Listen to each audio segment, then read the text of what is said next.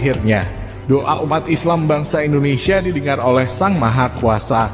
Dengan diberikan karunia dan kenikmatan yang sungguh luar biasa tak terkira dengan ditangkapnya Bahar Smith, keturunan pengungsi Arab yang semakin melunjak kepada bangsa Indonesia.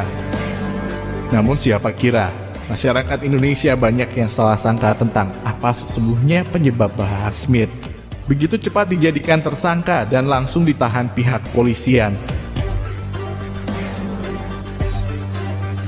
Banyak yang mengira jika Bahar Smith menjadi tersangka adalah karena melecehkan dan memelintir pernyataan Jenderal Dudung yang mengatakan Tuhan bukan orang Arab.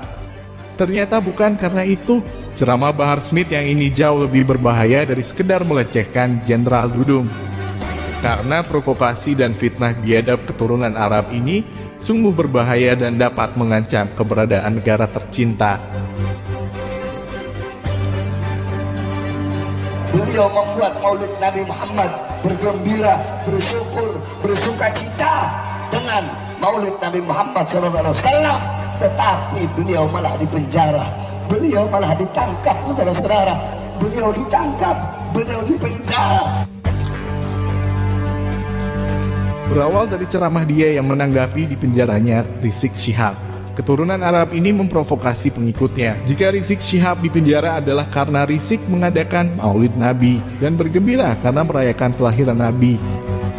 Padahal kenyataannya, Maulid Nabi yang seharusnya benar-benar mengagumi akhlak mulia baginda Nabi, justru oleh Rizik dan pengikutnya diisi dengan hujatan, cacian, provokasi, dan berbagai ujaran kebencian yang justru mengotori sucinya perayaan Maulid Nabi itu sendiri.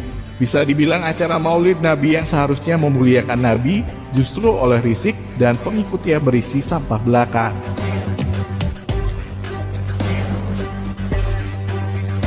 Kita doakan Habib Rizik, Allah Ta'ala panjangkan umurnya, jadi pemimpin insya Allah di Indonesia. Yang kedua, Allah pendekkan umur Megawati Jokowi.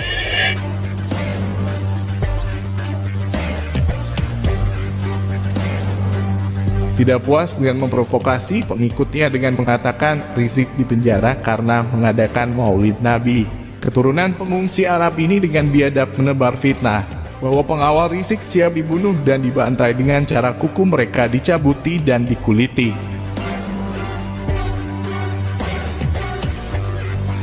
Beliau ditangkap, beliau dipenjara, 6 pengawal beliau, 16 kali beliau dibunuh, dibantai, disiksa, dicopot kukunya, dibantai, dikuliti, bakar. Mereka dibikin seperti binatang, saudara-saudara, hanya karena Maulid Nabi Muhammad.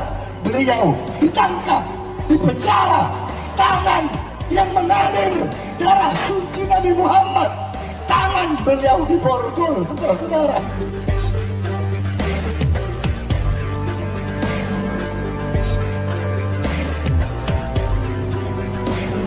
Rizik Syihab dipenjara hanya karena mengadakan Maulid Nabi.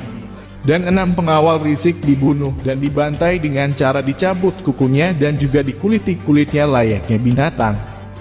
Provokasi dan fitnah keturunan pengungsi Arab ini memang sungguh luar biasa biadabnya, sehingga bisa mengancam kedaulatan negara jika masyarakat termakan oleh propaganda kadal Arab ini. Pantas saja Gus Yahya selaku Ketua Umum PBNU sampai angkat bicara. Gus Yahya mendukung dan mengapresiasi pihak berwajib yang bergerak cepat menahan Bahar Smith yang kerap membuat propaganda-propaganda yang tentu dapat mengancam keutuhan bangsa. Propaganda radikalisme dan tindakan-tindakan intoleran atas nama agama seringkali bersembunyi di balik ruang abu-abu antara hukum negara dengan apa yang dipersepsikan sebagai syariat. Nah, ulama telah berklarifikasi bahwa mematuhi hukum negara yang berlaku adalah perintah syariat. Maka sebetulnya yang sekarang kita butuhkan adalah bagaimana hukum negara yang berlaku ini sungguh-sungguh ditegakkan dengan tegas. Pasal yang disangkakan yaitu pasal 14 ayat 2 dan pasal 15 Undang-Undang Nomor 1 Tahun 1946.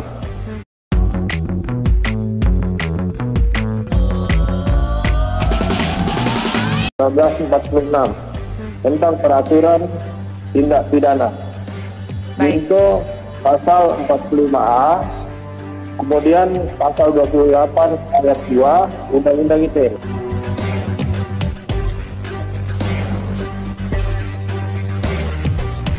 Bahar Smith dijerat dengan Undang-Undang ITE. Rasanya masih begitu ringan jika dibandingkan dengan propaganda biadabnya yang bisa mengancam keutuhan bangsa dan negara. Namun begitu, seluruh bangsa Indonesia sangat berterima kasih dengan ketegasan Polri yang dengan tegas dan cepat menindak Bahar Smith, keturunan Arab yang tidak tahu diri tinggal di Indonesia namun selalu mengobrak-abrik peradaban luhur bangsa Indonesia. Ketegasan Polri memang sangat diperlukan untuk melibas segala jenis propaganda busuk berkedok agama yang mengancam keutuhan bangsa. Seperti yang dikatakan Sang Ketua Umum PBNU Gus Yahya Stakuf, jika hanya dengan ketegasan yang bisa mencegah propaganda busuk dan merebaknya persepsi yang keliru tentang syariat Islam, maka ketegasan seperti ini sangat perlu untuk dilakukan. Karena hanya dengan tindakan tegas seperti ini, kita bisa mencegah semakin merebaknya persepsi yang keliru tentang syariat Islam dan menyebarnya juga kecenderungan untuk bertindak intoleran dan mempercayai propaganda-propaganda radikal yang sangat berbahaya bagi keutuhan bangsa dan harmoni masyarakat. Karena itu saya sangat mengapresiasi tindakan Polri yang telah mengambil tindakan tegas terhadap tindakan perilaku intoleran dan propaganda radikal, bahkan penyebaran informasi-informasi palsu oleh sementara pihak, termasuk khususnya oleh Habib Bahar Smith, kemudian telah diambil tindakan tegas oleh Polri.